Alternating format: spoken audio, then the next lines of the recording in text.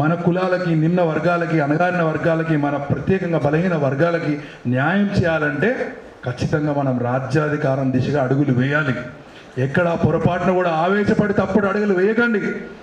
నాకు బాగా గుర్తుంది, లాస్ట్ ఎలక్షన్లో 2023-2024 మధ్యలో ఎలక్షన్లు జరుగుతున్నప్పుడు అనేక మంది నికార్సైన మంది కాంగ్రెస్ నాయకులు, కాంగ్రెస్ కార్యకర్తలు తీవ్ర ఆవేదనకు గురై ఈ పార్టీలో మాకు న్యాయం జరుగుతలేరు, పలానా సాయకుడు నాయకుడికి మాకు సంబంధం లేదు, వాడిని ఎక్కడి నుంచో తెచ్చి ఇట్లా జరిగింది అట్లా జరిగిందని చెప్పి రకరకాలుగా ఆవేదన చెంది పార్టీ వదిలిపోవాలనుకున్న టైంలో కూడా నేను ఒక్కొక్క మిత్రుడిని ఇంటికి పిలుచుకొని చేయి పట్టుకొని, ఇక్కడ చాలా మందికి తెలుసు నేను చెప్తున్న విషయము, చెయ్యి పట్టుకొని పొరపాటున కూడా గాంధీ భవన్ గేట్ బయట కాలు పెట్టద్దు తమ్ముడు, ఏదో ఒక రోజు మనకి కాంగ్రెస్ పార్టీలో అవకాశం వస్తుంది.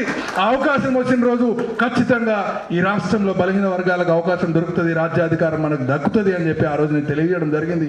ఇవాళ ఆ మిత్రులందరూ కూడా కాంగ్రెస్ పార్టీ కండువా కప్పుకొని ఇక్కడ కూర్చుంటే చాలా ముచ్చటగా ఉంది.